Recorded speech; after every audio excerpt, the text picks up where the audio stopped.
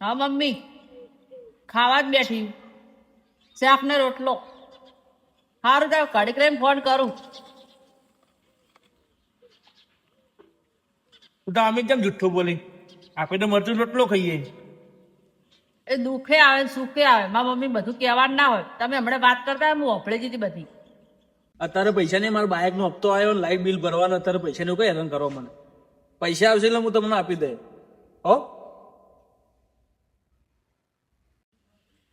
ગમે એટલી તકલીફ પડશે ને તો કદી તમારો સાથ નહીં છોડું.